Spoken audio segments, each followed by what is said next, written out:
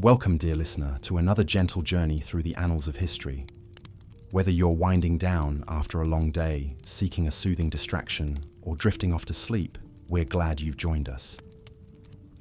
Before we begin our dive into the rough treatment of harlots in medieval times, we'd love to know where in the world you're tuning in from and what time of day it is for you. Feel free to leave a comment and let us know how far across the globe our tales reach. And if you enjoy these quiet excursions into the past, consider subscribing for more calming tales. Tonight, we'll be exploring a somber and often overlooked corner of medieval life, the world of sex work. It's a topic that may seem heavy or unsavory, but there is much to learn from the lives of these women on the margins of society. So, settle in, get comfortable, and let us paint a picture of what it was like to be a harlot in the Middle Ages. The very words we use to describe sex workers, prostitute, harlot, strumpet, often carry a sharp sting of condemnation. But these terms have a long and tangled history. Prostitute comes from the Latin prostituere, which originally meant to expose publicly. It wasn't until the late 15th century that the word took on its current association with selling physical services. Similarly, whore has its roots in the Old English word hora, which could refer to a promiscuous woman or even an adulterer with no financial transaction involved. In medieval England, the most common term for a lady of the night was harlot, but even this word has shifted over time. It originally referred to a male beggar or vagabond in the 13th century, before becoming feminized and linked to unchaste behavior. Across the Channel in France, putain, derived from the Latin word for stinking, was a frequent insult hurled at sex workers. And high-class courtesans were often branded as cortigiana, an Italian word that also applied to ladies-in-waiting at royal courts, hinting at the blurred lines between formal and informal arrangements. The exchange of sexual favors for money or gifts was nothing new in medieval times. Prostitution had flourished in ancient Greece and Rome, where it was legal and even state-sanctioned in some cases. Solon, the great Athenian lawgiver, established government-run brothels known as dicteria in the 6th century BC, staffed by slave women whose fees were fixed by the state. These were soon nicknamed Solon's girls. Later rulers, like Caligula and Nero, became infamous for their dalliances with prostitutes, even bringing them to official banquets. But as Christianity spread through the Roman Empire, attitudes began to change. The early church fathers railed against all forms of extramarital sex as sinful, with St. Augustine declaring prostitution a scourge that makes a brothel of the entire world. Yet pragmatists like Thomas Aquinas would later argue that prostitution was a necessary evil that prevented worse sins like rape and sodomy. Thus, harlots came to occupy a hazy middle ground in medieval society, officially condemned for their immorality, but also tolerated and even catered to. This was the world that medieval prostitutes had to navigate, a shadowy demimonde of desire and disgust, where carnal delights went hand in hand with social ostracism. In our next chapter, we'll take a closer look at the day-to-day lives of these women, from the rank and file of common brothel workers to elite courtesans moving in rarefied circles. We'll meet an aging madam in Southwark, London's notorious red light district, see how she runs her bustling establishment, and eavesdrop on the whispered conversations and clinking of coins behind its walls. The road ahead is not always pretty, but there is much to discover. And by shining a light on this hidden history, perhaps we can come to see medieval harlots not as faceless caricatures, but as women doing what they could to survive in a world that offered them precious few choices. So get comfy, dear listener, and let us unspool their stories together, one moonlit night at a time. We turn now to one of the most famous and influential courtesans of the medieval period, Tullia d'Aragona. Born in Rome around 1510, Tullia was the illegitimate daughter of a courtesan mother and Cardinal Luigi d'Aragona. From a young age, her striking beauty and keen intellect set her apart. She was educated in literature, music, and philosophy, rare attainments for a woman of that era, much less one born into the demi-monde of prostitution. As a teenager, Tullia began her career as a high-class courtesan in Rome, dazzling powerful clients with her looks, wit, and erudition. She commanded astronomical sums for her services and was soon a celebrated fixture in the city's intellectual salons and aristocratic circles.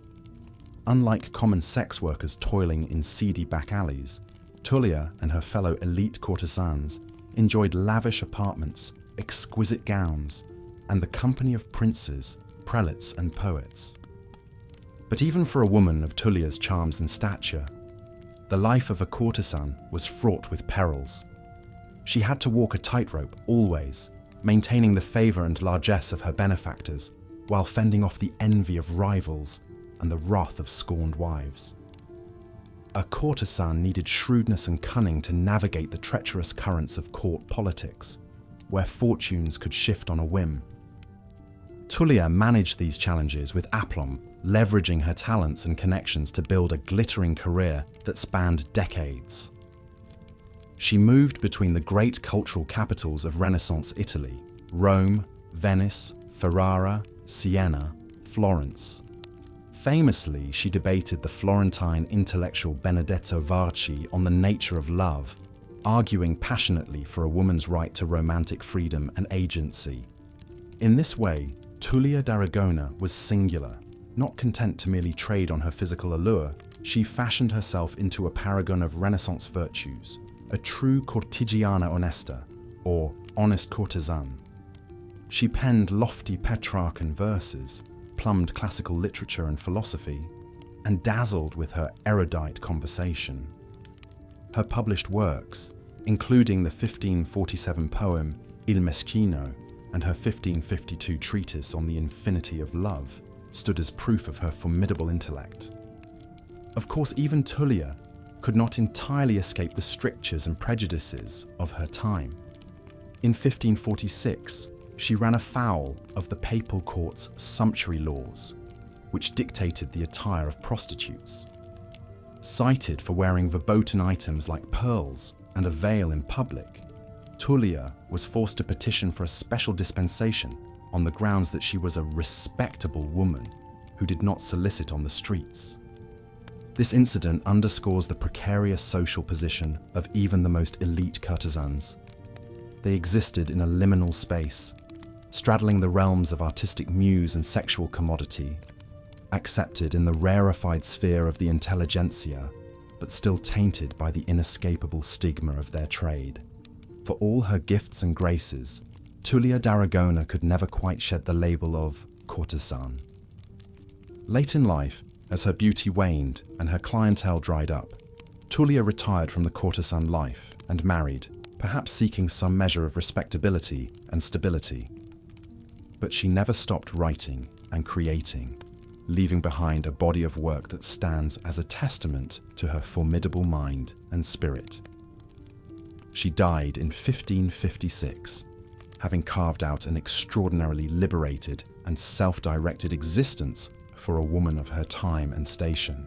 Today, Tullia d'Aragona endures as the archetype of the cultivated courtesan, an object of fascination and admiration. Her life story has inspired novels, plays, operas, and films, forever immortalizing her as a woman who subverted the cruel fates and prejudices foisted upon her, who grasped for beauty, freedom, and agency within the gilded cage of the courtesan's life. In many ways, she and her sisters in trade were the first modern feminists, carving out a space for female autonomy and self-determination in a deeply patriarchal age. As we've journeyed through the haunting, hidden history of medieval sex workers, we've witnessed the spectrum of their experiences, from nameless streetwalkers scratching out a meager subsistence in filthy alleyways to glittering courtesans enthralling kings and philosophers. We've seen how their lives were constricted and imperiled by the religious doctrines, legal prescriptions, and social stigmas of their time, subjected to punishments both petty and profound. But through it all, the harlots of history endured. They survived and even thrived in the face of unimaginable hardship. They found camaraderie and community with their fellow sex workers. They forged new identities and even fought for their rights in a fashion. In their struggles, they laid the earliest foundations for the modern movement for sex workers' dignity, safety, and self-determination. So let us honor the courage and fortitude of these long-ago sisters, the Jane Shaws and Eleanor Reikeners, the Angers Sorels and Tullius d'Aragona.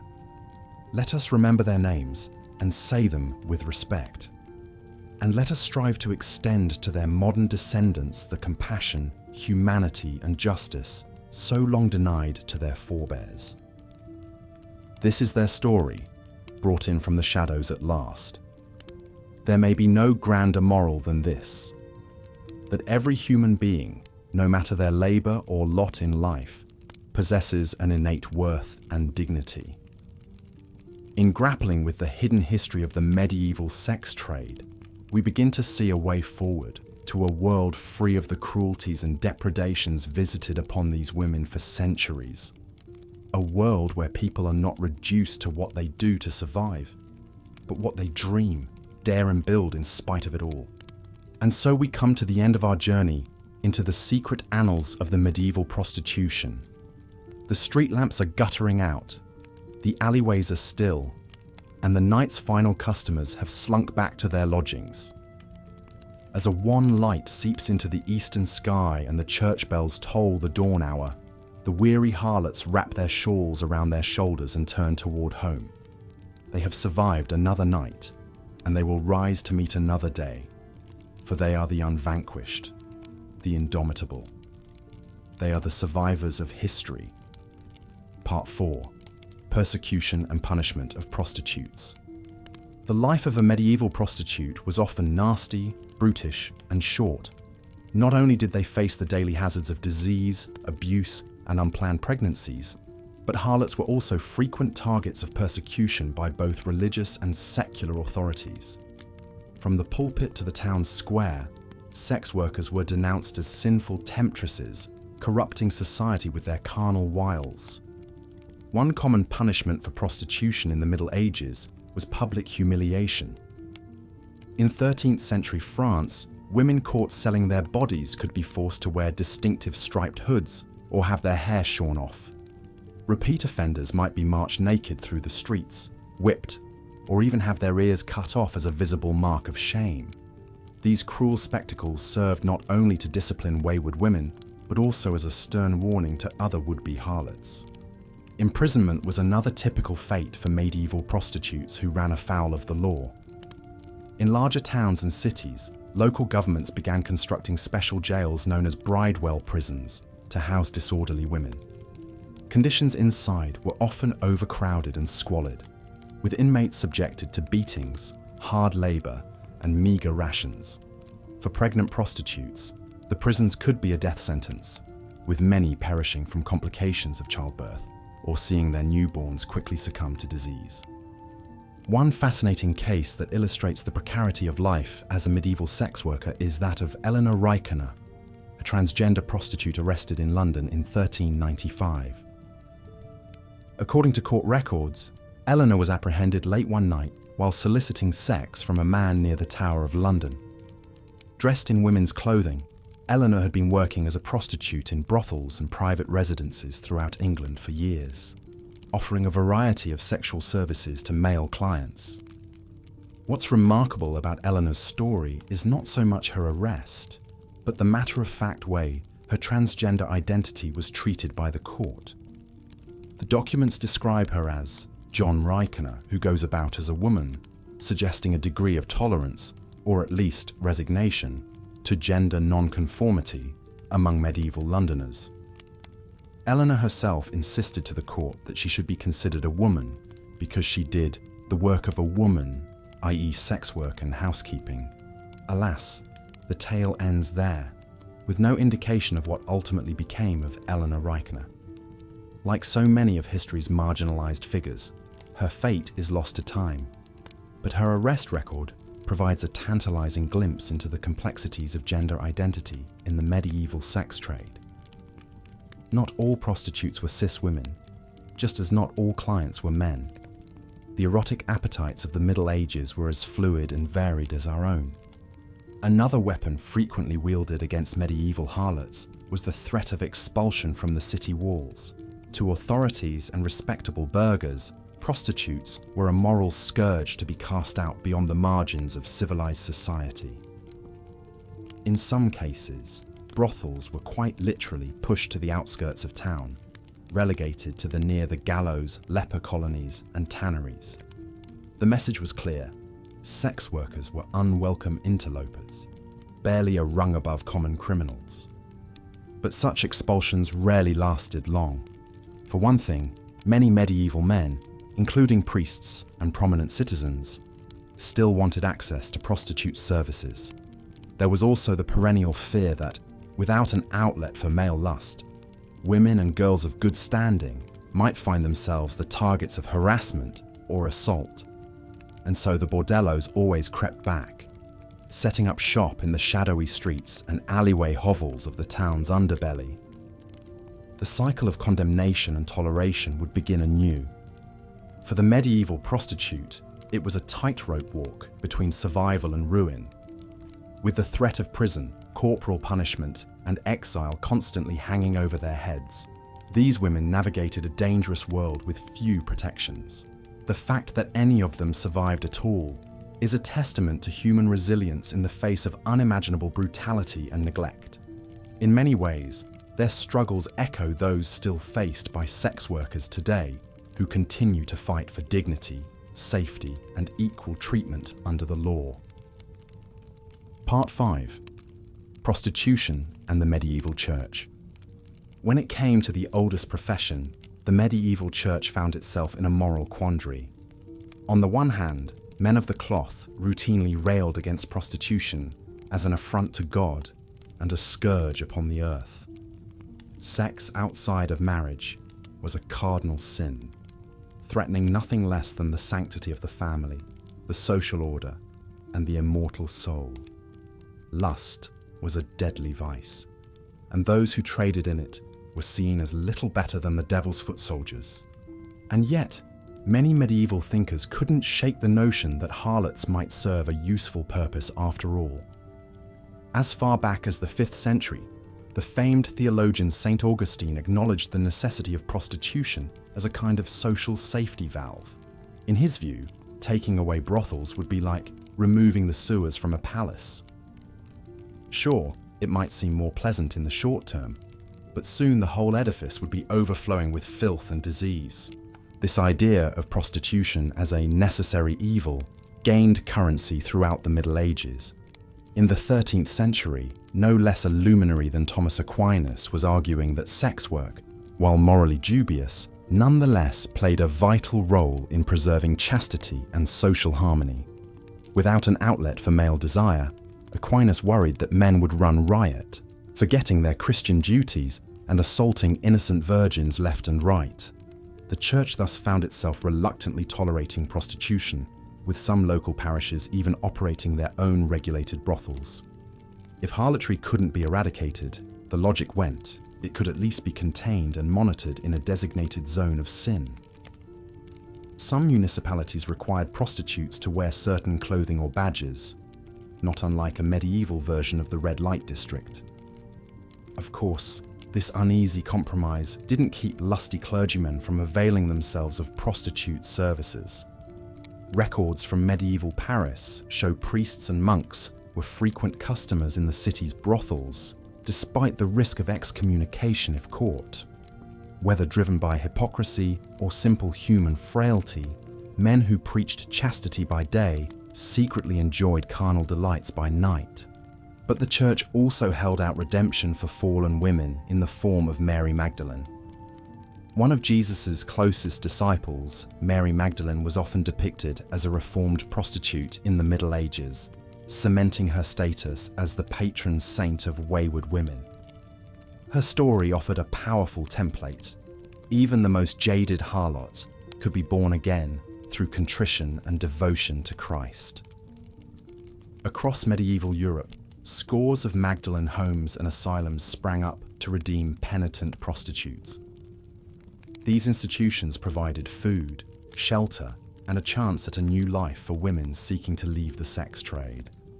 But that redemption came at a price, namely, strict religious discipline and a kind of pious imprisonment that could last years. For most prostitutes, life remained a cycle of sin and fleeting absolution, played out in the shadow of the cross. The church might begrudgingly tolerate their existence, but it still viewed them as little more than necessary detritus to be hidden away. Even as it promised salvation in the next world, it heaped scorn and damnation upon them in this one. In a society so thoroughly saturated with religion, this ecclesiastical stigma only compounded the hardships of life as a medieval sex worker.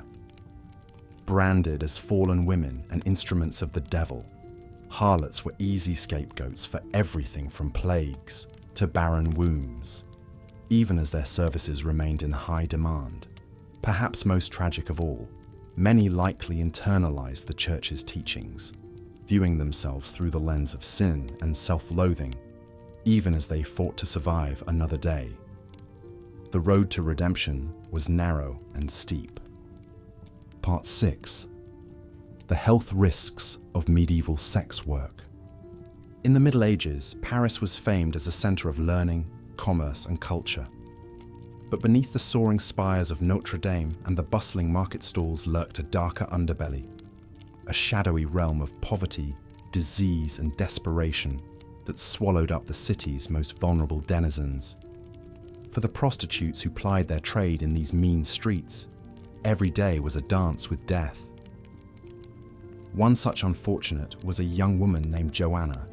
Orphaned at a tender age, Joanna found herself alone and destitute on the Parisian streets.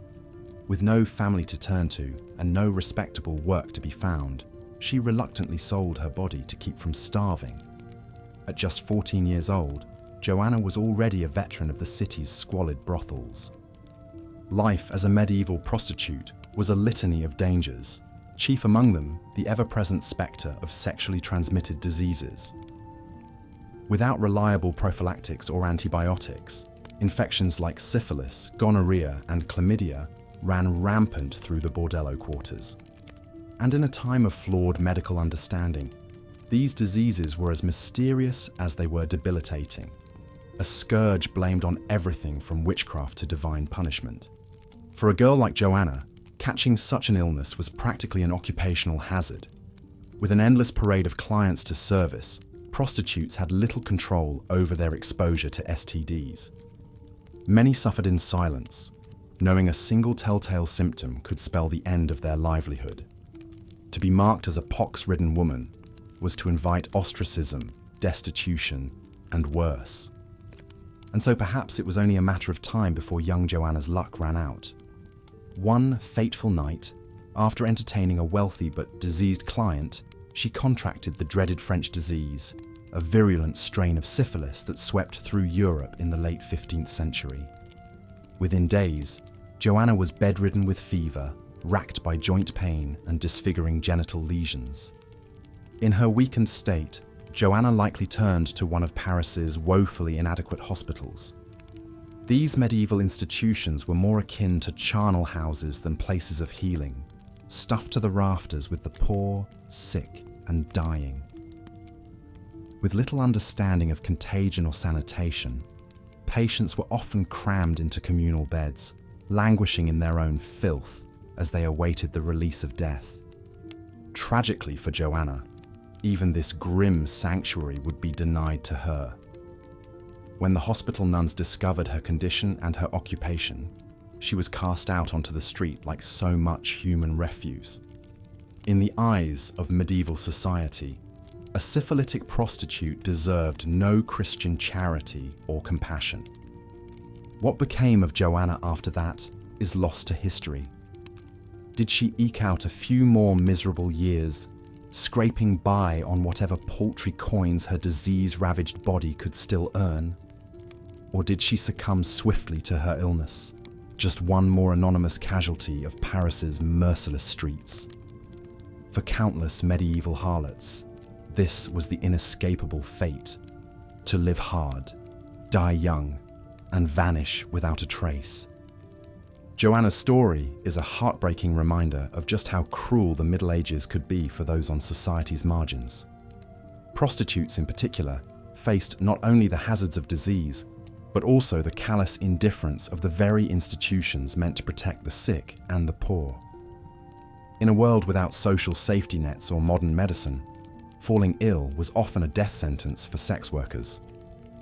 Syphilis was just one of many scourges stalking Europe's red light districts.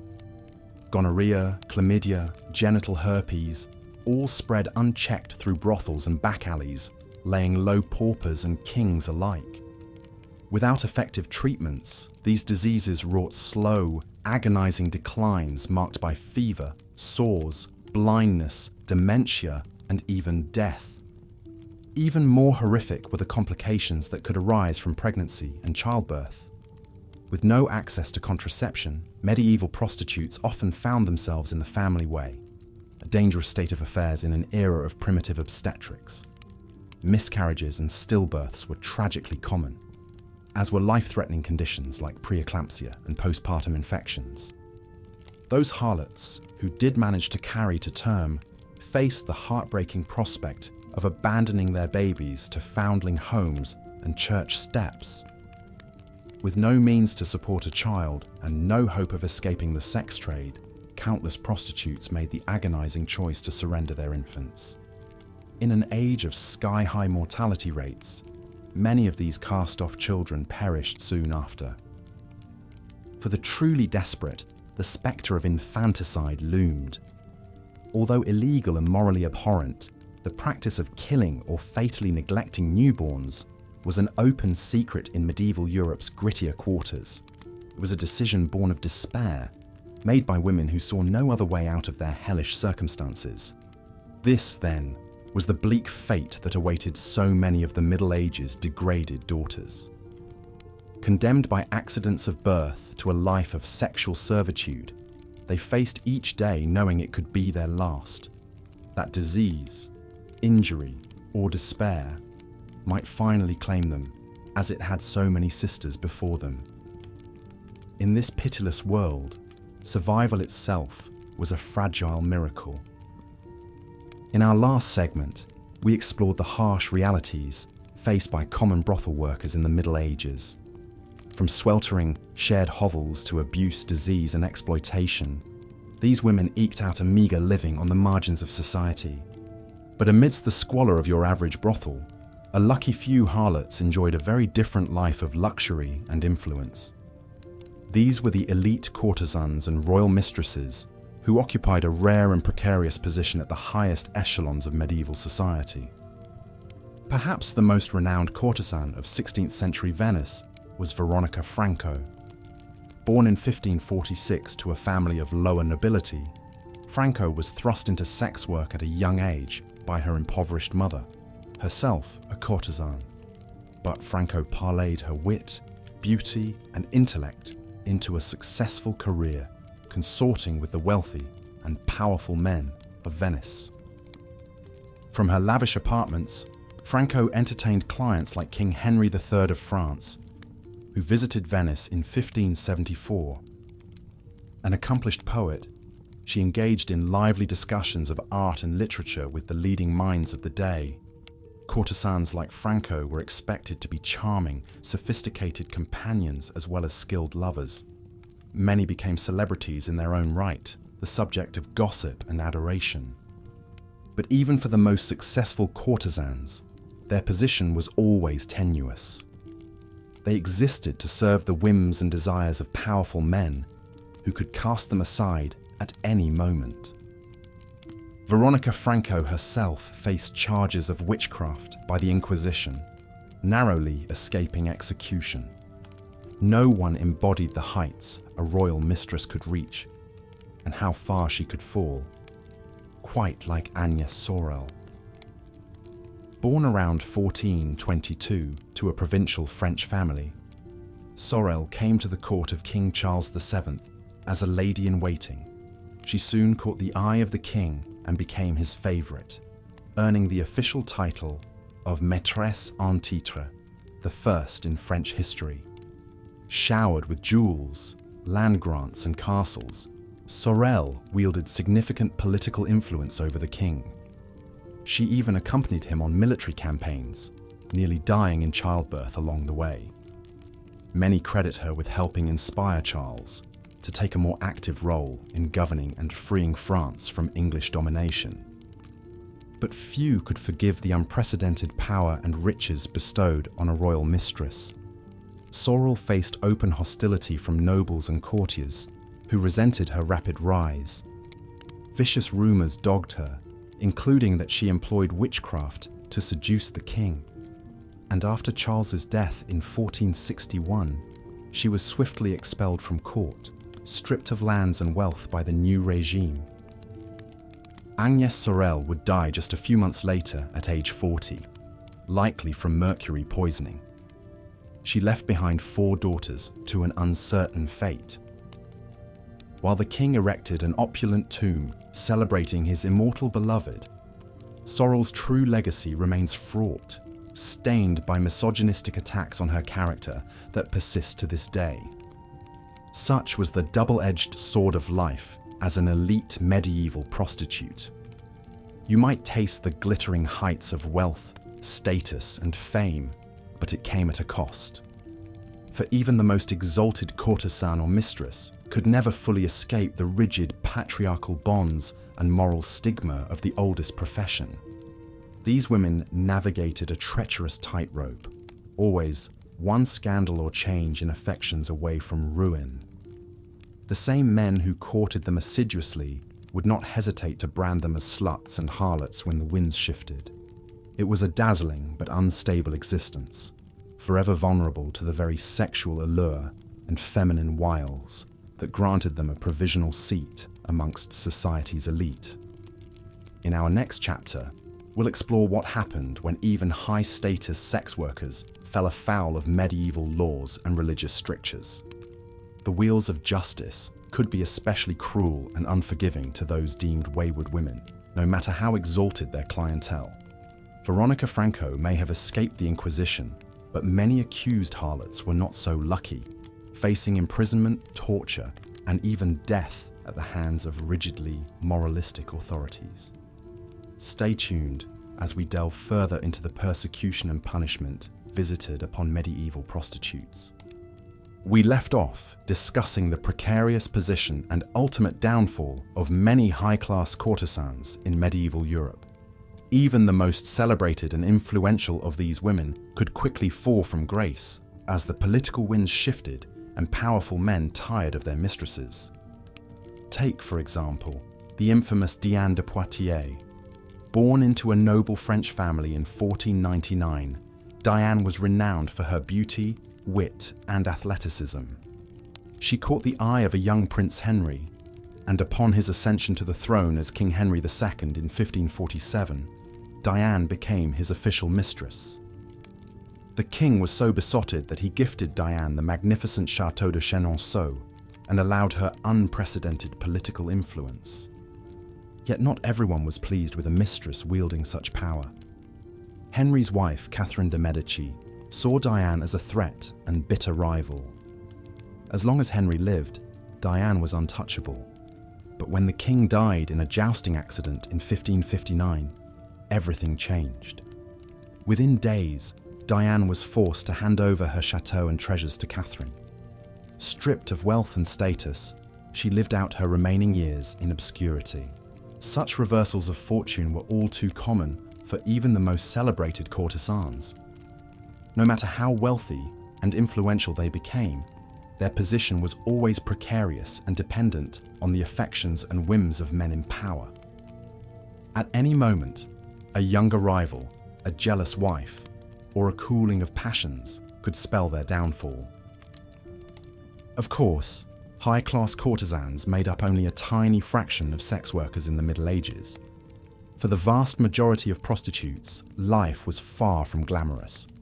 Most worked in squalid, dangerous conditions, enduring abuse, illness, and social stigma on a daily basis.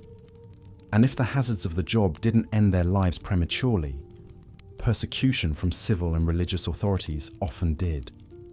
In Part 4, we'll take a closer look at the brutal punishments meted out to prostitutes in the Middle Ages.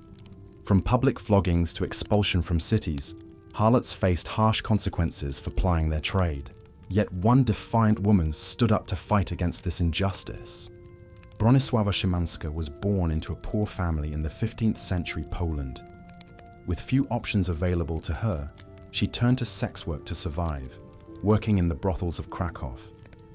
Conditions were grim, with rampant abuse and exploitation by both clients and brothel owners. Bronisława dreamed of a better life for herself and her fellow prostitutes. In 1455, she did the unthinkable. She went to the city council and demanded reforms to Poland's prostitution laws. Bronisława was a gifted speaker, and her impassioned pleas swayed some councilmen. Over the fierce objections of brothel owners and many clergy, a series of decrees were issued. Harlots could keep a larger cut of their earnings. Abusive clients faced fines and jail time. And city officials were to inspect brothels regularly for mistreatment. It was a small step, but a remarkable victory at a time when prostitutes were seen as expendable and beneath concern. Bronisława herself did not get to benefit from the reforms for long. Just a year later, she was murdered by an angry client. Her defiance had made her a target, but she had struck an unprecedented blow for the rights and dignity of sex workers. 400 years before the more famous Margaret Sanger fought to legalize birth control, Bronisława was demanding protections for some of the most vulnerable and stigmatized women in society. While she paid with her life, her legacy would be an enduring inspiration.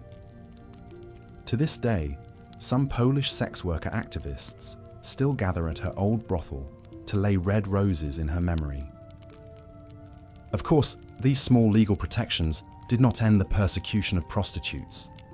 Harlots continued to face arrests, imprisonment, corporal punishment, and even executions throughout the medieval period and beyond. In our next section, we'll meet a woman subjected to the ultimate penalty for the crime of prostitution. In 1565, a Spanish sex worker named Mariana de Castro was arrested in the city of Seville. Her crime: allegedly bewitching men with love magic to lure them into vice. The charge of witchcraft was a convenient way for authorities to make an example of an infamous local harlot. Despite her pleas of innocence, Mariana was convicted and sentenced to death. On the morning of her execution, she was paraded through the streets, enduring jeers from the crowd. At the city centre, she was tied to a stake atop a pile of dry wood. As the flames began to rise around her, Mariana lifted her head to the sky, reciting the Hail Mary prayer as the smoke poured from her mouth. Mariana's execution sent a clear message about the cruel consequences awaiting any woman who dared to defy sexual mores. Her story spread throughout Spain as a cautionary tale. As we'll see, religious condemnation of harlots often went hand in hand with tacit acceptance of prostitution as a social necessity. This contradiction would come to a head with the advent of the Protestant Reformation in the 16th century. In the next part, we'll examine how the medieval Catholic Church grappled with the moral dilemma of sex work and meet some of the pious women caught in the middle. The romanticized image of the alluring courtesan, draped in silks and dripping with jewels, is a far cry from the harsh reality most medieval sex workers faced. For the vast majority of harlots, life was a brutal, desperate struggle for survival in a society that simultaneously demanded their services and condemned their existence. As we've seen, the lucky few might attain wealth, status, and influence as an elite courtesan or mistress to the powerful. Women like Veronica Franco in 16th century Venice and Agnes Sorel in 15th century France enjoyed lavish gifts, political sway, and access to the highest echelons of society. But even for them, success was tenuous and fleeting. Courtesans had to carefully navigate the whims of entitled men, the machinations of rival mistresses, and the ever-present risk of being replaced by a younger beauty.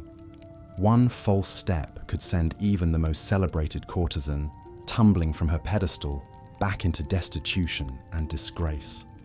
Such was the fate of Eleanor Reichner, a transgender English sex worker, often forgotten by history. Eleanor's sad tale comes to us from the records of their 1395 arrest in London. The court documents describe them soliciting sex from men in women's clothing and being caught in the act of sinful, carnal deeds against the order of nature. Medieval England had little mercy for those who defied its rigid gender and sexual norms. We don't know what ultimately became of this rare medieval trans prostitute, but a harsh sentence of imprisonment, corporal punishment, or expulsion likely awaited them. These were the common punishments inflicted on sex workers, who faced persecution from both church and state. Harlots were a visible target for authorities eager to make an example of sinfulness and vice. In some cities, prostitutes were forced to wear distinctive striped hoods or special badges marking their low status. They could be publicly whipped, dunked in water, or paraded through town on a humiliating cart ride. Repeat offenders sometimes had their ears cut off. Many medieval towns eventually banished all known sex workers, relegating them to the margins of society in disreputable suburbs or red light districts outside the city walls. But despite official condemnation, medieval prostitution had a complex relationship with the church. In a society that prized female chastity, yet denied most women real power and autonomy, many saw prostitution as a distasteful but necessary evil. The influential church fathers St. Augustine and Thomas Aquinas both grudgingly argued that sex work helped to contain male lust and prevent the rape of respectable women. Some priests and clergymen, supposedly celibate themselves, secretly frequented brothels. A few harlots managed to win the church's respect through acts of profound penance and devotion. Saint Mary of Egypt was said to be a prostitute in Alexandria who saw the error of her ways and retreated to the desert for decades of harsh asceticism.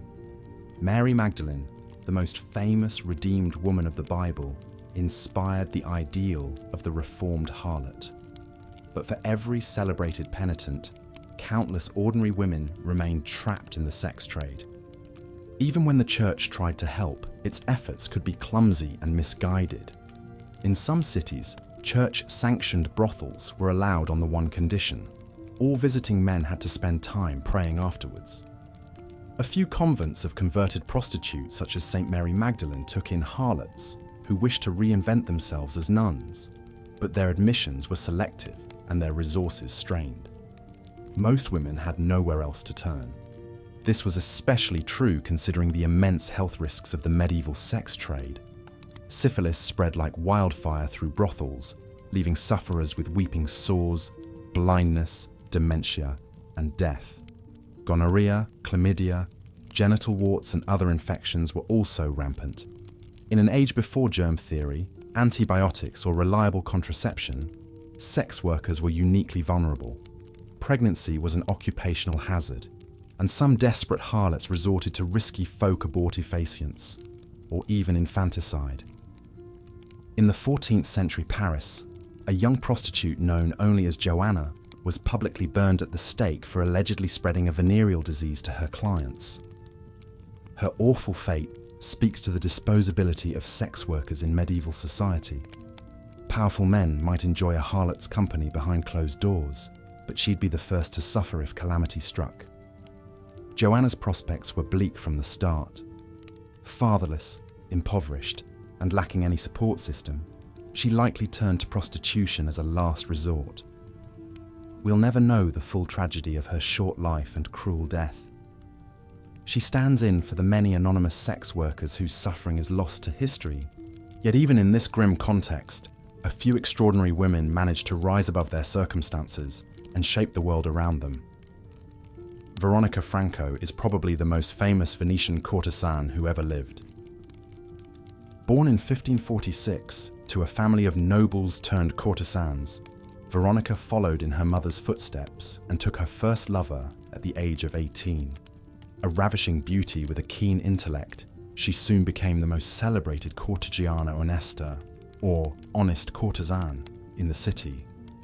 Her patrons included cardinals, princes, and even the King of France. But Veronica was no one's passive plaything. She wielded the weapons of wit, charm, and erudition to hold her own in a masculine domain. An accomplished poet, she published 2 volumes of refined Petrarchan verse and helped establish the literary salon as a key feature of civilized society. Her 1580s court case, in which she stood accused of witchcraft by a jilted lover, became a citywide scandal and a public referendum on female sexuality. Veronica defended herself so eloquently that she won not only acquittal, but public sympathy. She continued to entertain prestigious guests and admirers until her death, likely of syphilis, in her early 40s. Veronica's dramatic life story has inspired paintings, plays, novels, and an eponymous 1998 erotic drama starring Catherine McCormack. Today, she endures as both an evocative metaphor for Venice itself, seductive, cultured, and unfettered by conventional morality, and an intriguing proto-modern heroine who combined sexual allure with real personal and intellectual independence. She may seem exceptional, but she also gives us a glimpse of how some enterprising women made the best of a raw deal and worked the system to their own benefit and self-determination. At the other end of the social scale were women like Marion Lahome, an English peasant who lived a hand-to-mouth existence in the muddy streets and taverns of Colchester in the 1370s. Hauled repeatedly before the local court for drunkenness, theft, and of course harlotry, Marion endured a carousel of short jail stints while continuing to drink heavily and sell her body for a few pennies. Reading between the lines of the terse court rolls, we can recognize a woman trapped in a cycle of poverty, addiction, and exploitation, vilified and punished by the same society that produced her poverty and pain. For every glamorous Veronica Franco, 100 Marions suffered in squalid anonymity. Yet whether perched in a palace or lurking in an alleyway, all these women were simply trying to survive in a deeply patriarchal civilization with few options. As the centuries progress, we can trace a long road from medieval prostitution to the sex workers' rights movement of today. In the 1970s, French sex workers occupied churches to protest police harassment and unsafe working conditions, much like their medieval foremothers in sanctioned brothels. The famous red umbrella, a key symbol of the movement, has its roots in the red hand lanterns that once marked brothel quarters in medieval Venice and Amsterdam. Today, as the debate over decriminalizing sex work rages on, it's clear that the stigma and marginalization of the profession have deep historical roots. To chart a way forward, we must look back and recognize the humanity of the women who came before. By learning their stories, we restore a long-suppressed truth. There have always been those who bought and sold sex, and they deserve the same dignity, compassion, and rights as anyone else. There's nothing medieval about that radical notion. Caught in a cruel cycle of poverty and exploitation, medieval harlots lived short, brutal lives. Let's take a closer look at the health risks and hazards that plagued these women on a daily basis. In the cramped, filthy rooms of your average medieval brothel, disease festered and spread like wildfire. With so many men coming and going, buying a few minutes of escape and pleasure, it was almost impossible for prostitutes to avoid contracting syphilis, gonorrhea, or other painful sexually transmitted infections. The telltale sores, oozing discharge and rashes, must have been a constant source of agony. Yet the women had no choice but to keep working if they wanted to survive. You see, there was no penicillin or antibiotics in those days to quickly cure such ailments. At best, a harlot might seek out a local healer or wise woman who would apply poultices of herbs, honey, or even animal dung to try to soothe the inflammation. But more often than not, these treatments did little to alleviate the underlying illness, which would gradually eat away at her health. And what of those prostitutes who found themselves with child? With no reliable contraception available, unwanted pregnancy was an occupational hazard. Some women tried to induce miscarriage by drinking toxic herbal concoctions or thrusting sharp implements into the womb. Others would carry the baby to term, only to abandon it on the steps of a church or orphanage, praying some kind soul would take the child in. In the worst cases, prostitutes resorted to infanticide, strangling or smothering their newborns out of sheer desperation. Consider the tragic tale of Joanna, a young prostitute working in a 14th century Parisian brothel. One fateful night, Joanna welcomed into her bed a wealthy Italian merchant. But unbeknownst to her, the man was in the late stages of syphilis. Within days of their encounter, Joanna broke out in weeping, open sores across her body. In a panic, she continued servicing clients, hoping to earn enough money to pay for treatment. But all she ended up doing was spreading the dreaded disease even further. When the Parisian authorities learned of the outbreak, they decided to make an example out of poor Joanna. In front of a jeering crowd, she was dragged from the brothel and tied to a stake in the center of town. As the flames licked her feet, Joanna screamed in agony, her piteous wails echoing off the city walls. By the time the fire consumed her, she was already dead, her blackened corpse a warning to other harlots of the dangers of plying their trade. But what choice did these women really have? When the alternative was starving on the streets, a life of prostitution, with all its indignities and hazards, must have seemed the lesser of two evils. And so they soldiered on, painting their faces to hide the sores, downing cheap wine to numb the pain, all the while dreaming of a better life that would never come. As grim as Joanna's fate was, she was hardly alone in her suffering. Across Europe, thousands of prostitutes met similar ends. Ravaged by disease, driven to desperate acts, burned at the stake as scapegoats for wider societal ills. It's a dark chapter in history that's often glossed over in favour of more romanticised tales of courtly love and chivalry. But we owe it to these women to remember their stories, to acknowledge the incredible hardships they endured. In many ways, they were the ultimate underdogs, scorned by the pious, exploited by the powerful, afflicted by the perils of the oldest profession. Yet they endured, day after day, using their wit and wiles to scratch out a meagre existence on the margins of society. So the next time you hear a bawdy joke about a medieval brothel or see a painting of a rosy-cheeked tavern wench, take a moment to reflect on the reality behind the caricature. These were real women, with real dreams and desires, who suffered greatly for the sin of being born poor and female in a cruel, uncaring world. The least we can do is bear witness to their struggle and honour their memory with empathy and respect. But the story of medieval prostitution isn't just one of unrelenting misery. Believe it or not, there were a few rare individuals who managed to rise above their circumstances and make a name for themselves in this most unlikely of professions. One such woman was Tullia d'Aragona, a renowned 16th century Italian courtesan and author. Born in Rome to a courtesan mother, Tullia seemed destined to follow in her footsteps. But from an early age, she displayed a keen intellect and a love of learning that set her apart from her peers.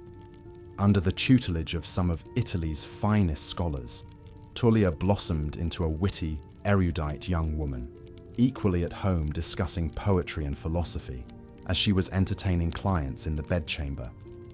As her reputation grew, Tullia began to move in elevated circles, counting noblemen, cardinals, and even the King of France among her admirers. But she was no mere plaything for powerful men. Tullia was a force to be reckoned with in her own right, using her charm and cunning to secure lucrative patronage deals and influence political decisions behind the scenes. Perhaps most remarkably, Tullia was a gifted writer, penning several well-received works of poetry and prose throughout her career. Her crowning achievement was Dialogue on the Infinity of Love, a daring treatise that argued for women's right to sexual autonomy and pleasure, ideas that were downright radical in her day. Of course, even a woman as brilliant and accomplished as Tullia couldn't escape the stigma of her profession entirely. She faced plenty of backlash from moralists and clerics who saw her as little more than a glorified whore. And like all courtesans, she must have grappled with the constant threat of disease, unwanted pregnancy, and the fickle whims of her wealthy clients.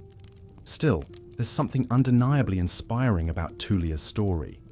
The way she defied societal expectations and forged her own unique path through life. In a time when most women had precious little control over their destinies, Tullia dared to dream of something more, and had the audacity to make those dreams a reality through her own wit and determination. You could argue that Tullia was an outlier, an exception that proves the grim rule of life for most medieval prostitutes. And you wouldn't be entirely wrong. But I prefer to see her as a beacon of hope, a glimmer of light in an otherwise dark and harrowing history. She reminds us that even in the bleakest of circumstances, the human spirit is capable of extraordinary resilience and ingenuity. So while we rightly mourn the countless nameless harlots who suffered in silence and obscurity, let us also celebrate the rare few who managed to rise above their station and make their mark on the world. Their stories may be the exception rather than the rule, but they're no less valuable for it, for they remind us of the incredible potential that lies within every human being, no matter how humble their beginnings. As we come to the end of our journey through the seedy underbelly of medieval Europe, what are we to make of this complex, often contradictory history? How do we reconcile the brutal reality of life for most prostitutes with the romanticized tales of high-class courtesans that have captured the popular imagination? Perhaps the answer lies in acknowledging that the truth, as usual, is somewhere in between. Yes, the vast majority of medieval harlots led short, miserable lives marked by poverty, violence, and disease. But that doesn't negate the fact that a select few, like Tullia d'Aragona or Veronica Franco, managed to carve out a measure of agency and autonomy within a system designed to exploit and degrade them. Nor should we forget the incredible resilience and ingenuity of the common brothel worker, who used every tool at her disposal, from crude folk remedies to carefully cultivated alliances with local officials, to survive in a world that seemed hell-bent on destroying her. These women may not have had the luxury of penning elegant treatises or schmoozing with royalty, but they were no less heroic for it. At the same time, we must be careful not to romanticize or sanitize the grim realities of medieval sex work. The fancy gowns and witty repartee of the elite courtesan were the exception, not the rule, and even they were forced to navigate a treacherous landscape of male desire and societal condemnation. The fact that a handful of women managed to thrive in such circumstances shouldn't blind us to the suffering of the vast majority who did not. Ultimately, the story of medieval prostitution is one of both extraordinary resilience and terrible oppression, of glimmers of hope amidst overwhelming despair. It's a messy, complicated history that defies easy moralizing or pat conclusions. But one thing is certain: these women, from the lowliest back alley prostitute to the most celebrated courtesan, deserve our respect and our remembrance. They were not faceless victims or passive objects of male desire, but complex human beings who fought tooth and nail for their survival and their dignity in a world that sought to deny them both. In honoring their struggles and their triumphs, we honor the struggles and triumphs of marginalized women throughout history, and recommit ourselves to the ongoing fight for a world where no woman has to sell her body to survive. It's a fight that began long before the medieval era and continues to this day, but one that we must never abandon, no matter how daunting the odds. So let us end our tale where we began, with a moment of quiet reflection for the forgotten harlots of history. May their memories be a blessing, and their stories a call to action for us all. Thank you for joining me on this journey through the dark and complicated world of medieval prostitution. I hope you found it as illuminating as it was unsettling, and that it inspires you to look at history and the world around you with fresh eyes and an open heart. Good night and sweet dreams. Continuing the script from the previous section, Agnes Sorel's story illustrates the dizzying heights that a few lucky medieval courtesans were able to reach. But for the vast majority of prostitutes, life was a constant struggle against persecution, punishment, and the ever-present threat of violence. In the eyes of the law and society, sex workers were seen as immoral temptresses at best, and dangerous criminals at worst. Most medieval cities had harsh laws on the books against prostitution, and women caught selling their bodies could face brutal consequences. Imagine the scene. It's a chilly morning in late 14th century London. At one of the city's many local courts, a woman stands before the magistrate, her eyes downcast and her hands bound in front of her. She's been arrested for prostitution, and she knows all too well the punishment that likely awaits her. The magistrate regards her with a mixture of disgust and pity. He declares her guilty and sentences her to a public whipping to be carried out immediately in the town square. The woman trembles but remains silent as the bailiff drags her outside. A crowd has already gathered to watch the spectacle. The woman is tied to a wooden post, her back bared. She bites her lip to keep from crying out as the whip cracks across her skin again and again, leaving bloody welts in its wake. Some in the crowd jeer and hurl insults, while others turn away in horror or shame. Such scenes were all too common in medieval cities across Europe. Public floggings, time in the stocks, and even maiming and execution were all used to punish women caught engaging in sex work. In some cases, their heads were shaved to mark them as harlots. In others, they were paraded through the streets in disgrace before being run out of town. One of the most fascinating cases of medieval persecution of sex workers is that of Eleanor Reichner, a trans prostitute working in 14th century London. According to court records from 1395, Reichner was arrested for cross-dressing and sleeping with men, including several local priests. The transcript of Reichner's interrogation is a rare and incredible historical document. In it, she testifies to living and working as a woman named Eleanor for years, wearing dresses and makeup and taking on both male and female lovers. She even describes moving from town to town whenever suspicions about her true gender started to spread. Despite her defiant testimony, Reichner was ultimately convicted under England's strict anti-sodomy laws. We don't know for certain what became of her after the trial, but given the usual punishments meted out to cross-dressing prostitutes, it was likely a grim fate. Reichner's story highlights how medieval sex workers lived under multiple, overlapping forms of oppression. In addition to the stigma and danger of prostitution, those like Reichner who deviated from sexual and gender norms risked even harsher recriminations from the state and society. This multi-pronged persecution often culminated in campaigns to expel sex workers from medieval cities entirely. In 1161, King Henry II ordered all prostitutes to be rounded up and exiled from London. A century later, Louis IX banished all women of evil life from France. Other kingdoms and city-states imposed dress codes, geographic restrictions, and curfews on known harlots. The goal was usually less to eradicate prostitution completely, however, than to segregate it to the literal and figurative margins of respectable society. Many towns eventually established official red light districts on the outskirts where prostitution was tacitly tolerated. There, tucked away in dark alleys and cramped brothels, medieval sex workers endured a precarious existence defined by abuse, exploitation, and the looming threat of arrest and punishment. The law saw them as criminals to be confined and controlled, but offered precious little protection from the dangers and degradations of the trade.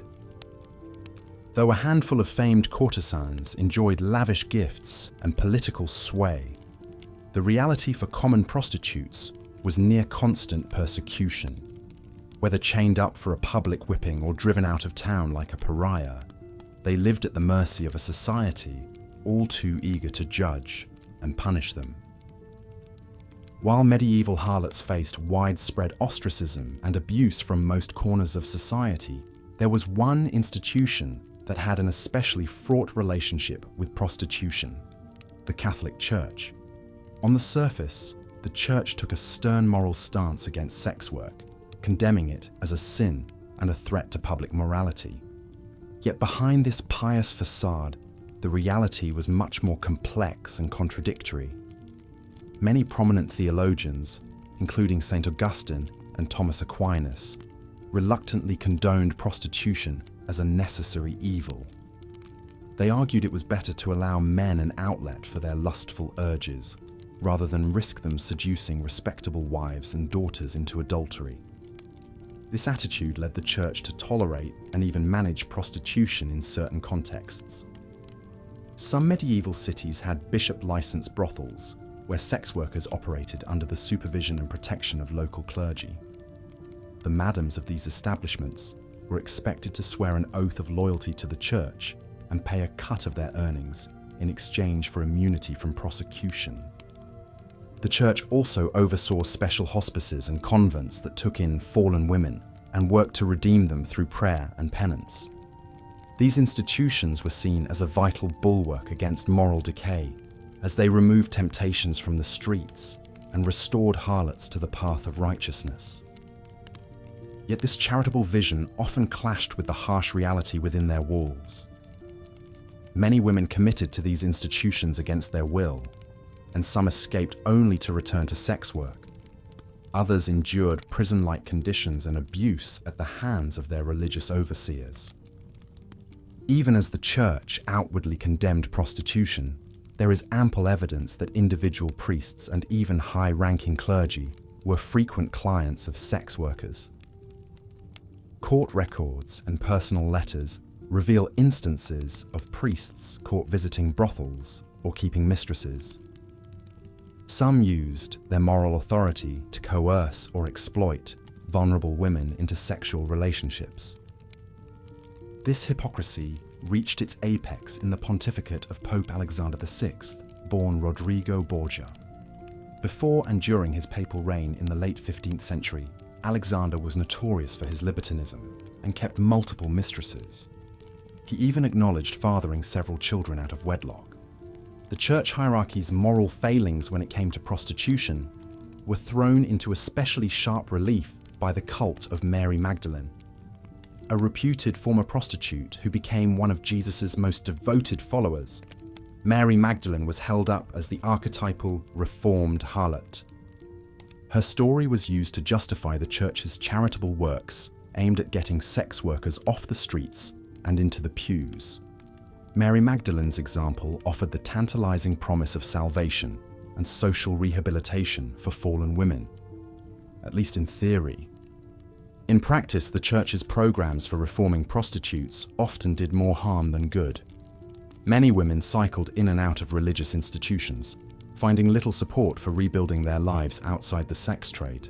Others found themselves trading one form of exploitation for another, as some unscrupulous priests used their authority to pressure harlots into sexual relationships.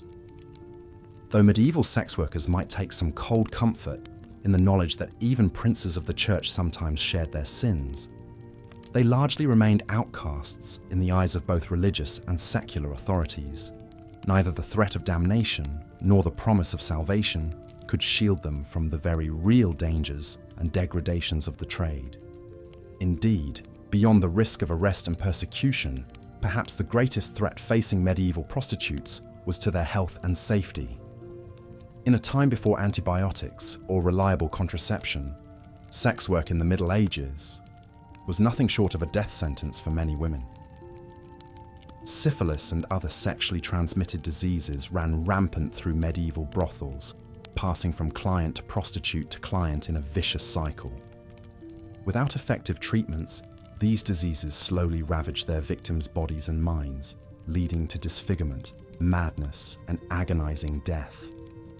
One common treatment for syphilis in the Middle Ages involved slathering an infected prostitute's body with mercury ointment. This toxic cure often caused horrific side effects like tooth loss, internal bleeding, and neurological damage, but offered no real protection against the disease's progression. Pregnancy was another constant spectre hanging over medieval sex workers.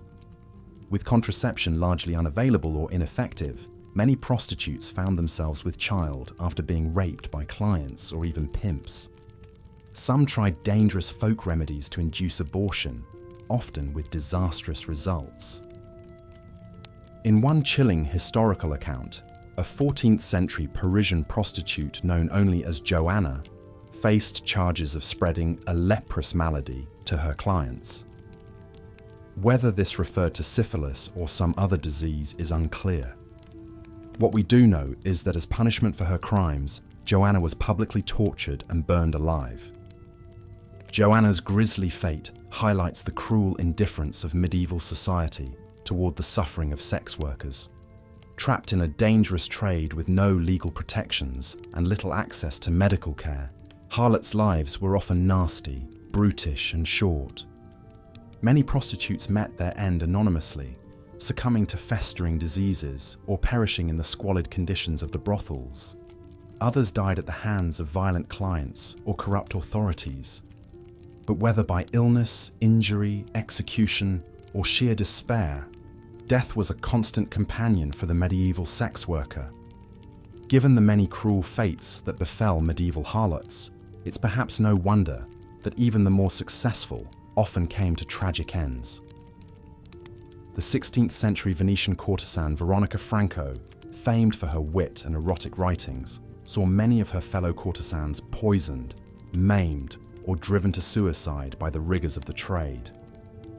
Franco herself would die alone and in poverty, having lost her wealth and status in later years. For the vast majority who never achieved Franco's level of renown, a life of suffering and an early grave were all but assured.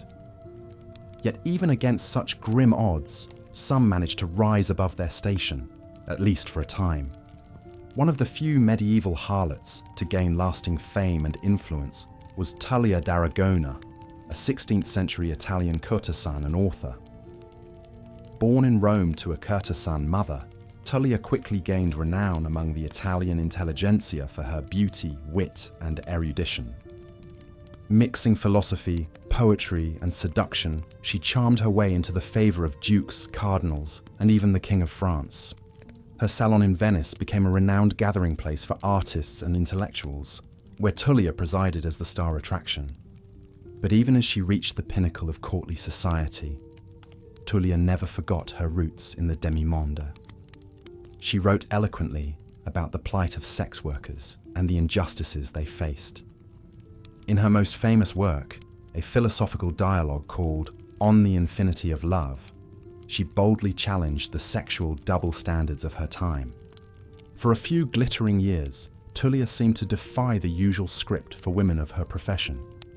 But in the end, even she could not escape the stigma and instability of life as a sex worker. Beset by financial troubles and fading beauty, she died in relative obscurity, leaving behind a complex legacy. On the one hand, Tullia's story speaks to the transformative power of intellect and charisma to transcend even the direst circumstances. Her example gave hope to other ambitious courtesans dreaming of a grander existence. But Tullia was also the exception that proved the brutally unfair rule for most medieval harlots. Her singular rise only cast the grim reality facing her less fortunate sisters into harsher relief. As the sun set on the Middle Ages, the lot of the common prostitute remained as precarious and degrading as ever. Hounded by authorities, used and discarded by men, trapped in a dangerous trade with no real hope of escape. This was the bitter fate for the faceless thousands. Even as the world moved into the modern era, much of the medieval disregard and disdain for sex workers would remain stubbornly entrenched. Only in recent times have activists and advocates begun the long, difficult work of dismantling these attitudes and fighting for the rights and dignity of those in the sex trade. But the first step toward justice is acknowledging the humanity behind the often harrowing statistics. By confronting the real stories of medieval prostitutes, their hopes and dreams, their suffering and resilience, we begin to chip away at the misogynistic morality that has silenced them for so long. In honoring the struggles of our foremothers in the world's oldest profession, we also recognize how far we still have to go in building a society that protects the vulnerable and values all women as people, not property to be used or discarded at will. The road ahead is long, but the journey begins with hearing their voices echo across the centuries. As we close this dark chapter in harlot history, let us take a moment to remember the Joannas and Tullias, the Eleanors, and the many nameless others lost to time. May they rest in the peace and dignity denied to them in life, and may their memory fuel our resolve to fight for a world where no woman need suffer as they did. Agnès Sorel was the first woman in French history to be officially recognized as a royal mistress. Born into a family of minor nobility around 1422, Agnès caught the eye of King Charles VII while serving as a lady-in-waiting to his queen, Marie of Anjou. The king was instantly smitten by Agnès' renowned beauty, sparkling wit, and joie de vivre. Despite being over 20 years her senior and already married, Charles brazenly installed his new love in the royal palace, showering her with jewels, furs, and a staggering annual income of 4,000 livres. The besotted monarch even granted her the fiefdom of Beauté-sur-Marne, from which Agnès took her famous title, Dame de Beauté. Unlike many royal mistresses who operated behind the scenes, Agnès took a prominent place at court, often appearing beside the king at official functions to the chagrin of the queen and courtiers. Her extravagant fashion sense set new trends among aristocratic women who clamored to emulate Agnès' daringly low-cut gowns and towering headpieces. But Agnès was more than a pretty face in opulent attire. She exerted significant political influence over the king, acting as a trusted advisor and confidant. Her support for the French army during the 100 Years' War earned her the respect of many soldiers and commanders. Agnès reportedly even accompanied Charles on military campaigns, rallying the troops with her presence. However, her sway over the king and unconventional role stirred up resentment and rumors at court. Vengeful nobles spread salacious gossip, accusing Agnès of using witchcraft to bewitch Charles. The increasingly unpopular queen, Marie of Anjou, found herself eclipsed and humiliated by the royal mistress. Agnès bore 3 daughters to the king, though he stopped short of legitimizing them as he had done for a daughter born to another mistress. Fiercely loyal to Charles, Agnès never sought to advance her own family at court, focusing instead on supporting the monarch she loved. In 1450, while pregnant with her 4th child, Agnès fell ill with dysentery at the age of just 28. On her deathbed, she dictated a will, leaving most of her vast fortune to various charities and religious institutions, a final act of generosity that surprised her many detractors. Mere days later, on February 9th, the ravishing Dame de Beauté was dead. The king's grief was so profound that he ordered an elaborate funeral and had an effigy of Agnès placed atop her tombstone, an unheard of honor for a royal mistress. Although Charles would take subsequent mistresses, none would ever match the political clout, ostentatious glamour, or intimate bond he shared with Agnès Sorel. In many ways, Agnès was an outlier among medieval mistresses. Her overt political role, military adventures, and ostentatious public persona all upended societal expectations. She demonstrated that a royal mistress could be more than a mere sexual plaything, paving the way for other powerful maîtresses en titre like Madame de Pompadour centuries later. Yet despite her privileged position, Agnès was still ultimately beholden to the king's affections and whims. When Charles's son, the future Louis XI, finally persuaded his father to dismiss Agnès, she had little choice but to comply, retreating to her estates. For even the most influential of mistresses, power was ultimately temporary and contingent on a monarch's favour. Agnès Sorel's meteoric rise and sudden fall encapsulates the dizzying heights and lurking hazards that defined life as a medieval royal mistress. Her story has captured the imagination of historians and storytellers for centuries, immortalizing her as the prototype of a figure that would loom large over French history, the maîtresse en titre, or official chief mistress to the king. In the end, perhaps Agnès's most enduring legacy is the way she used her exceptional beauty, charisma, and intellect to forge an improbable path from minor noblewoman to royal counselor, challenging assumptions about the role an ambitious woman could play, even as a mistress, in the stultifying, male-dominated world of medieval politics. While later French kings' official mistresses like Diane de Poitiers and Madame de Montespan would wield even greater influence, Agnès Sorel set the mold, carving out a new form of feminine power in the royal court. Though long dead, the Dame de Beauté's legend lives on, an object of fascination, admiration, and even reproach. She reminds us of the complex, often contradictory expectations and limitations placed on women in the Middle Ages, where even the most exceptional female figures were still trapped within a social order that prized their beauty and sexual allure above all else.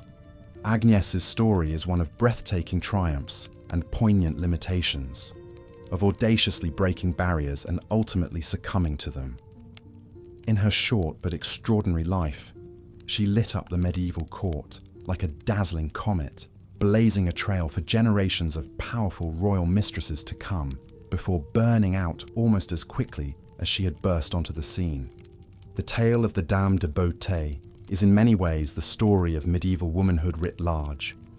At once grim and hopeful, subversive and circumscribed, a resounding declaration of agency that nonetheless could never fully escape the confines of a profoundly patriarchal age. As we remember Agnès Sorel, we pay tribute to all the complex, captivating women of the Middle Ages who, even in small ways, dared to upend convention and assert their right to desire, to influence, to be more than the rigid roles their society prescribed. Compared to the thousands of faceless, nameless sex workers who haunted the brothels and back alleys of medieval Europe, eking out a meagre, miserable living on the margins, Agnès lived a rarefied existence of opulence, adoration, and access that most could only dream of.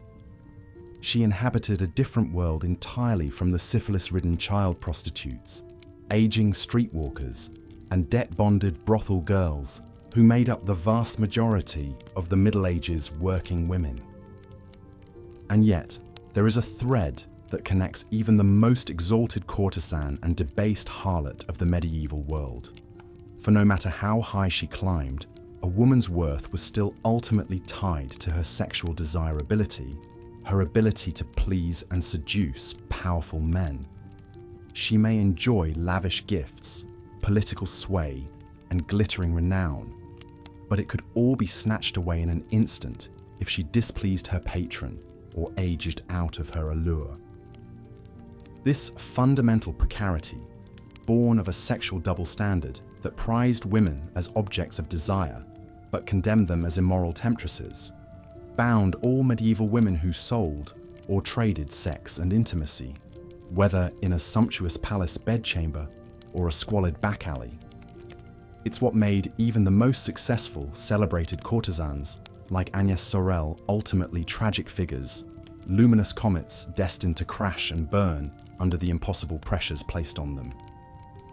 So, as we marvel at the meteoric rise and mourn the swift downfall of France's first official royal mistress, we must recognise both the individual audacity and brilliance of Agnès Sorel and the broader systemic injustices and inequities that circumscribed even her charmed life.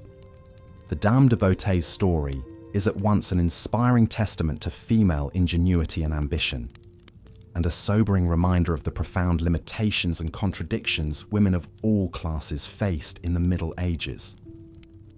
In pondering her remarkable, still resonant life, we confront the age-old question: how do you make a meaningful difference, forge an identity, exercise influence and agency in a world stacked overwhelmingly against you? It's a quandary that vexed medieval prostitutes and princesses alike, and one that women across the globe still grapple with today, albeit in very different contexts. Perhaps the enduring allure of Agnès Sorel's story is that it defies easy answers or pat conclusions. In many ways, hers is an ambiguous, bittersweet legacy, not the black and white morality tale so often imposed on sexual women, but something far more human, messy, and real. She was at once a hapless victim of her social order and an audacious rebel against it, an object of desire and an active, desiring subject in her own right. Agnès invites us to set aside our assumptions and knee-jerk judgments, and instead embrace the complexity, nuance, and fundamental humanity of even the most unorthodox or stigmatized female figures.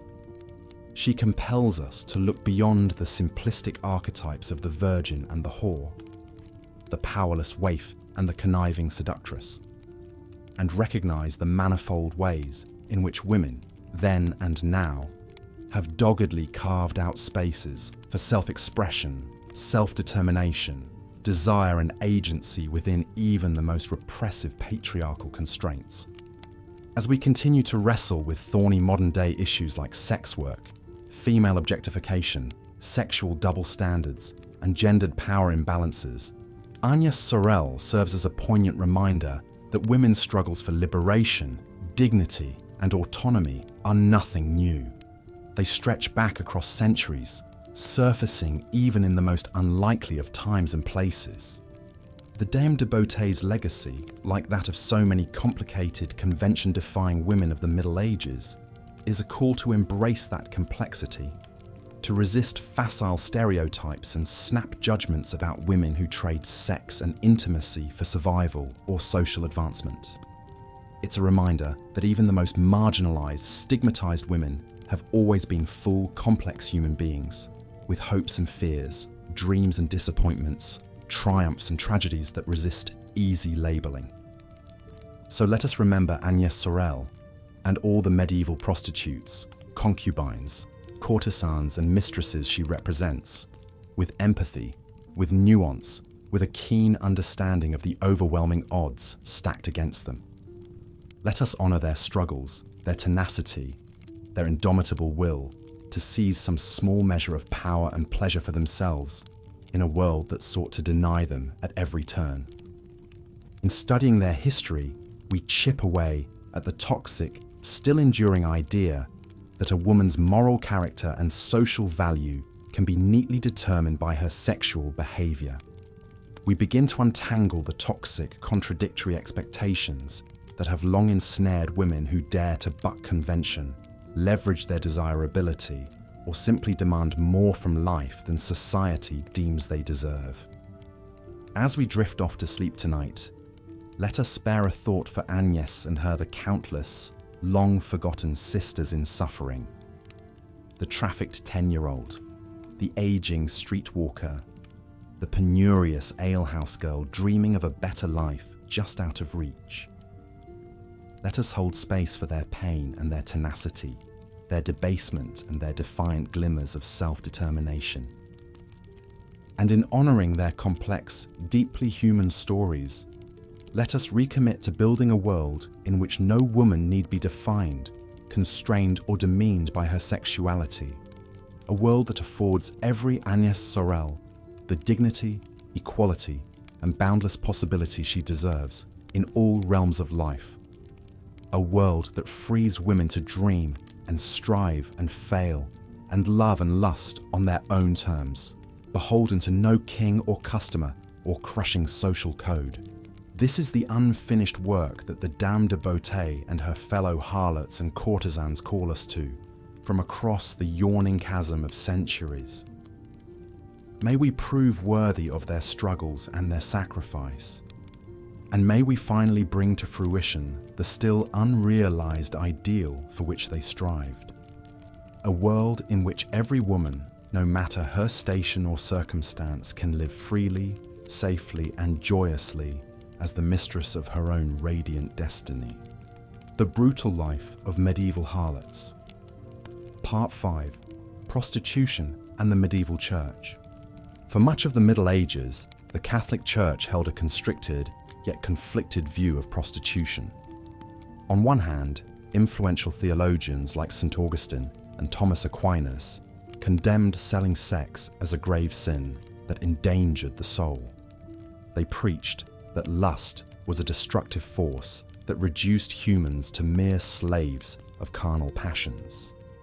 A truly virtuous Christian, they asserted, should resist the temptations of the flesh and strive to maintain a state of chastity. And yet, these same religious thinkers also grudgingly acknowledged prostitution as a necessary evil in medieval society. As Aquinas wrote in his monumental work, the Summa Theologica, prostitution in the towns is like the cesspool in the palace. Take away the cesspool, and the palace will become an unclean and evil-smelling place. In other words, they believed allowing brothels to operate could help contain male vice and prevent even worse sins like adultery, rape, and sodomy. This uneasy compromise between condemnation and pragmatic tolerance shaped much of the Church's official stance on prostitution. In the 13th century, Pope Innocent IV actually licensed brothels in Avignon, the seat of the papacy at the time, in an attempt to regulate the sex trade. Licensed sex workers were required to wear distinctive clothing and pay taxes to the Church. However, such efforts at legalization and control were often short-lived and inconsistently applied. More often, medieval church leaders railed against prostitution in fiery sermons, while turning a blind eye to its continued practice. Many priests and bishops, after all, secretly saw sex workers themselves.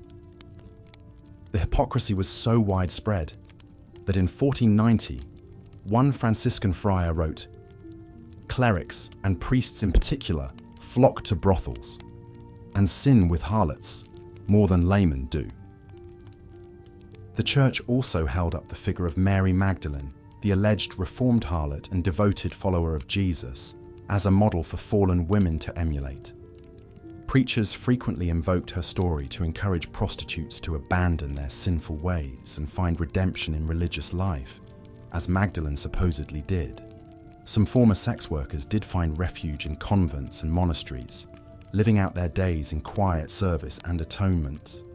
However, for the vast majority of medieval prostitutes, this ideal of spiritual deliverance remained a distant dream. Most lacked the resources or social support to leave the sex trade and face the constant realities of violence, exploitation, and dire poverty. The medieval church, while sporadically sympathetic, did far more to judge and punish sex workers than to meaningfully help them. Part 6. The health risks of medieval sex work. Beyond the moral perils so feared by the church, prostitution in the Middle Ages carried severe, often deadly physical risks. Sexually transmitted diseases ran rampant through brothels, turning them into vectors of infection for the wider populace. Syphilis, in particular, ravaged Europe in the late 15th and early 16th centuries, earning the grim epithet, the Great Pox. At the time, medical knowledge was extremely limited, and there were no effective treatments for STDs. Syphilis could progress from painful sores and rashes to disfiguring ulcers, dementia, and organ failure. Other common conditions included gonorrhea, chlamydia, and genital herpes, all of which could lead to infertility, chronic pain, and death if left untreated. Sex workers, who often saw multiple clients a day in unsanitary conditions, were especially vulnerable to contracting and spreading these diseases. In an era without condoms or antibiotics, there was little they could do to protect themselves. The use of primitive contraceptives like sea sponges or animal membranes did little to prevent infection. Pregnancy was another ever-present danger for medieval prostitutes. With no reliable form of birth control, many sex workers endured multiple unwanted pregnancies over the course of their short lives. Some attempted risky herbal abortions or resorted to infanticide, abandoning or even killing their newborns to avoid the burden of raising a child alone in abject poverty. The story of Joanna, a 14th century Parisian prostitute, illustrates the deadly consequences that could befall women suspected of spreading disease. In 1307, Joanna was arrested and charged with infecting multiple men with what was likely syphilis. After a hasty trial, she was condemned to death by burning at the stake as an example to other poisonous harlots. Her tragic fate reflects the cruel scapegoating and criminalization that sex workers often suffered in times of epidemics. For countless women like Joanna, the health hazards of sex work were inextricably intertwined with the moral stigma and legal persecution they faced. With little public sympathy or recourse, medieval prostitutes suffered immense physical and psychological tolls, their bodies literally bearing the marks of social sin and disease. In this way, the sickness and pain endured by sex workers was not just a personal cross to bear, but a product of oppressive power structures that devalued their lives and well-being. Part 7. The legacy of medieval prostitution. The echoes of medieval harlot struggles reverberate to the present day, shaping enduring attitudes and policies around sex work. Many of the same stigmas, legal restrictions, and dangers faced by women in centuries past still confront sex workers in the modern world. The rhetoric of religious conservatives who view prostitution as an affront to traditional values has its roots in medieval theology.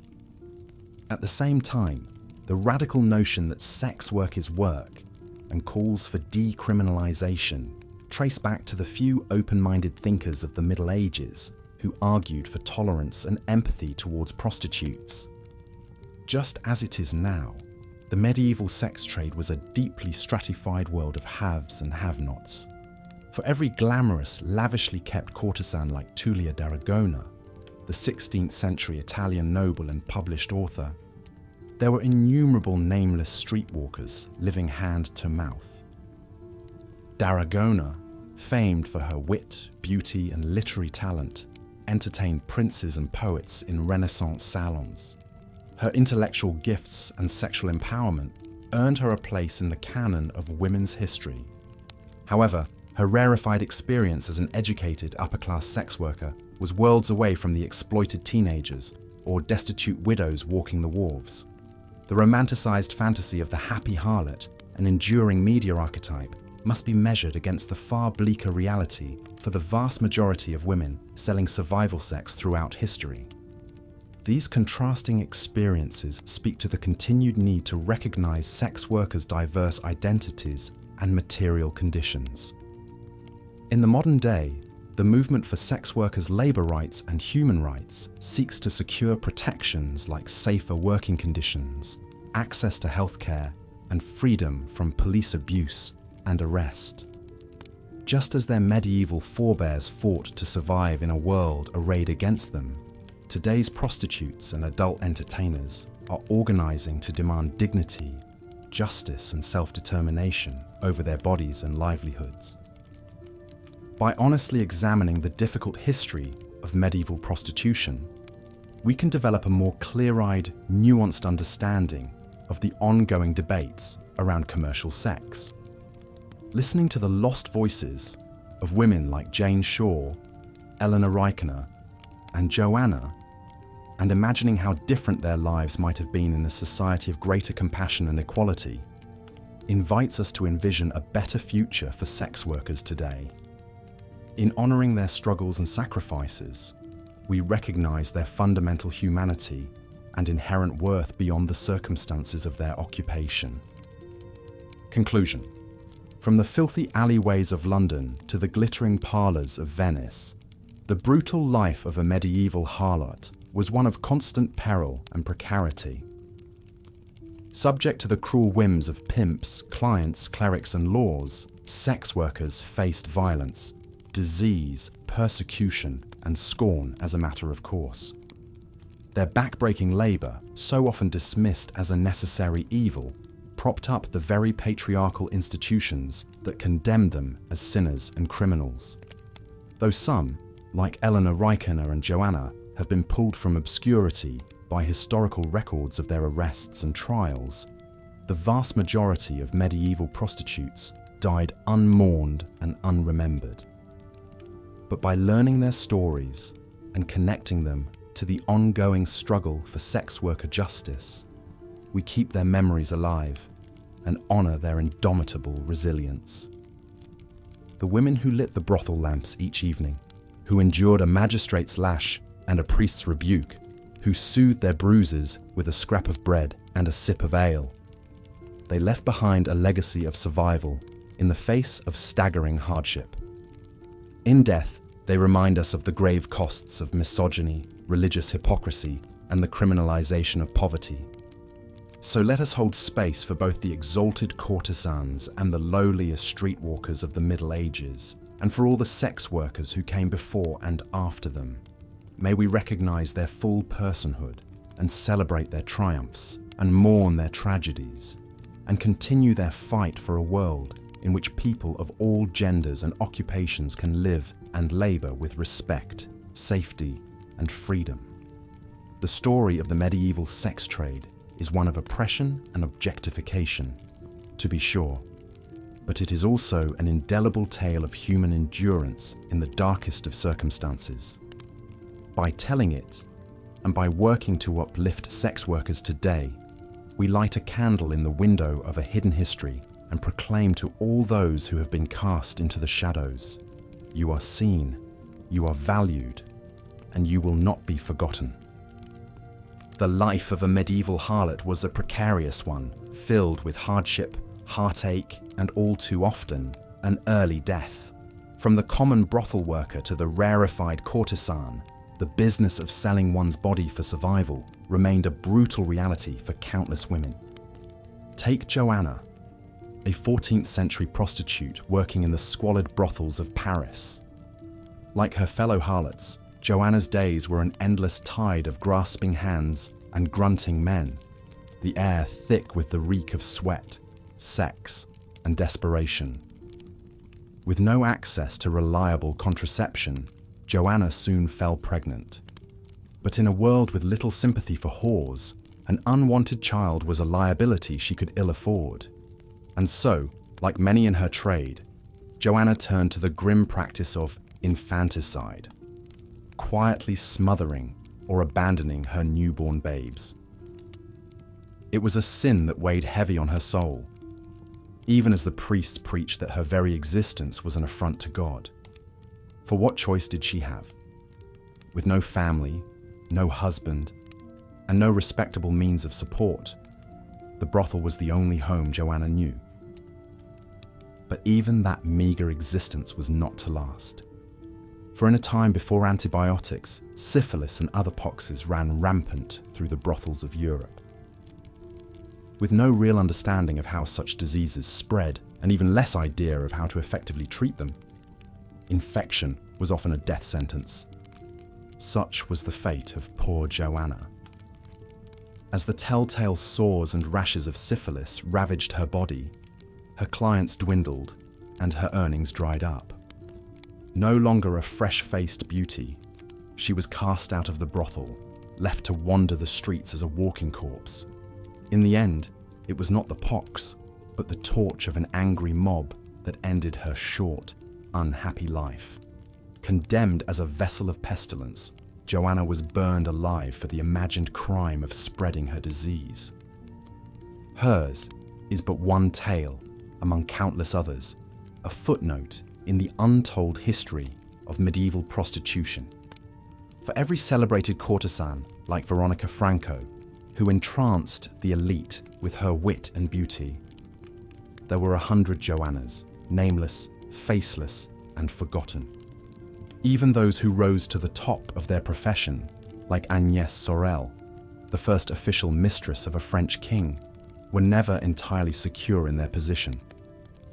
Lavished with jewels, gowns, and political influence, Sorel was the envy of the court. Yet she too met an untimely end, succumbing to mercury poisoning at the age of 28, likely from the very cosmetics and tonics she used to maintain her famous beauty. In death as in life, the harlot's fate was often cruel and ignominious. Denied a Christian burial, their bodies were tossed into unmarked graves or left to rot in paupers' fields beyond the city walls.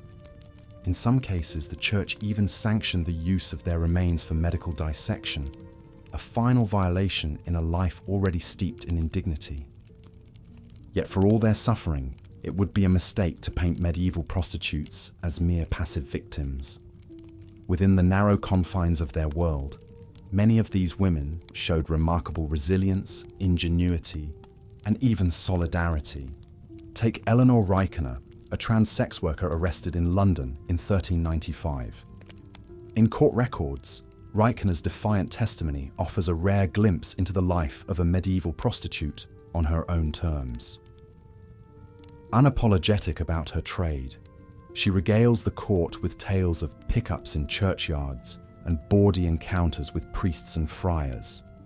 At a time when cross-dressing was a criminal offence, Reichner even brags of servicing clients while dressed as a woman, a bold declaration of agency in an age of rigid gender norms.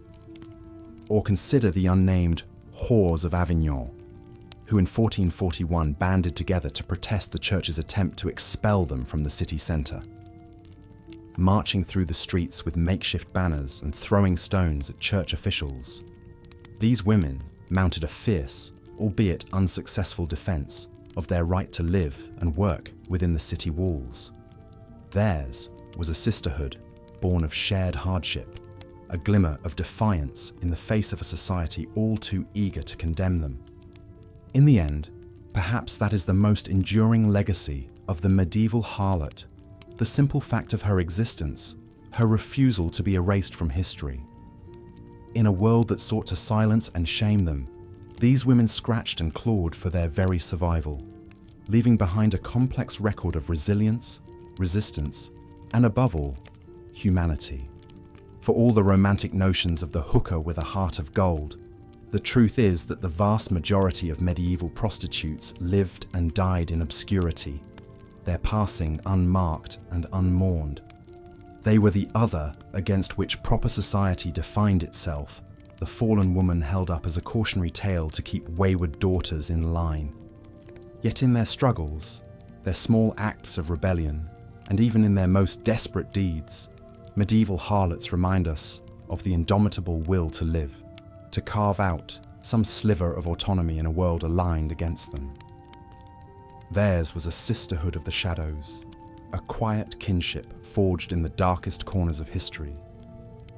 And so, as we drift off to sleep, let us spare a thought for these forgotten women, for Jane and Joanna, for Eleanor and Agnès, and for the countless others whose names have been lost to time. In the grand tapestry of human history, their threads may be faint and frayed, but they are no less a part of the weave.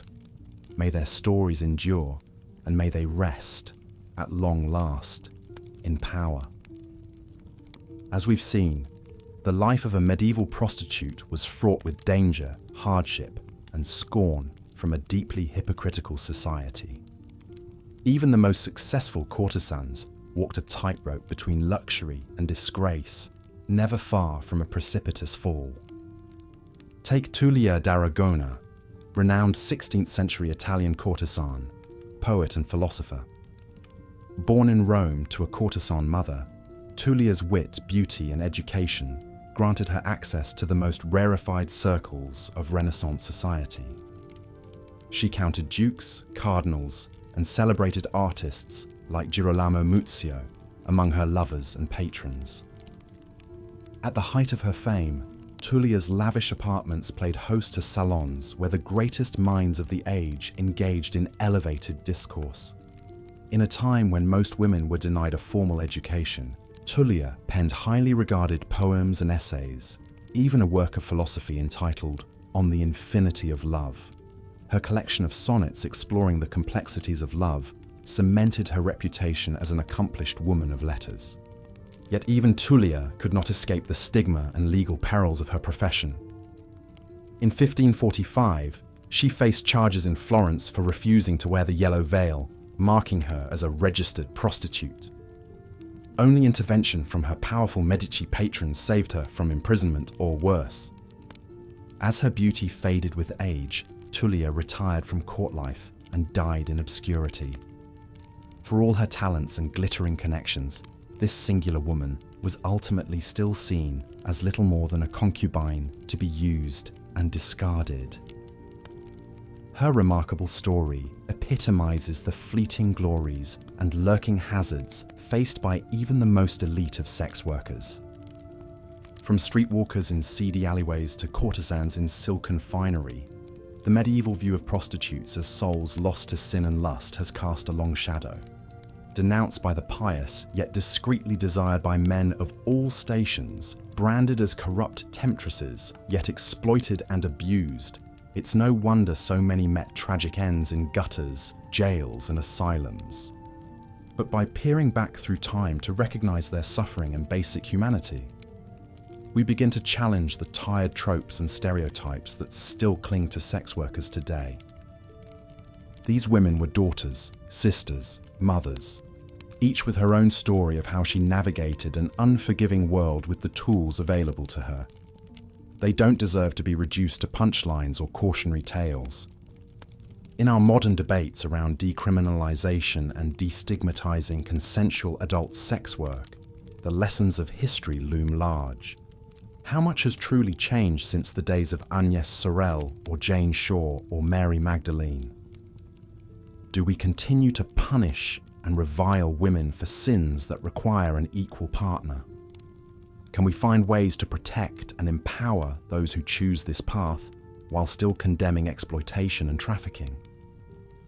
These are complex questions with no easy answers. But one thing is clear: only by reckoning with the stark realities of the past can we hope to build a more just and compassionate future.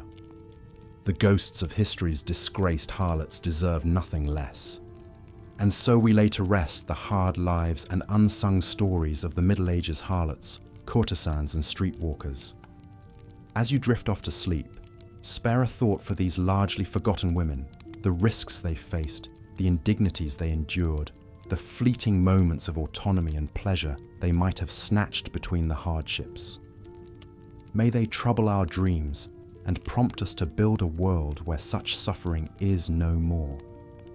If you found this foray into the forgotten corners of history compelling, consider subscribing for more immersive tales to transport you on your journey to slumber. There are so many neglected narratives and fascinating figures waiting to be rediscovered together. Until next time, good night and sweet dreams.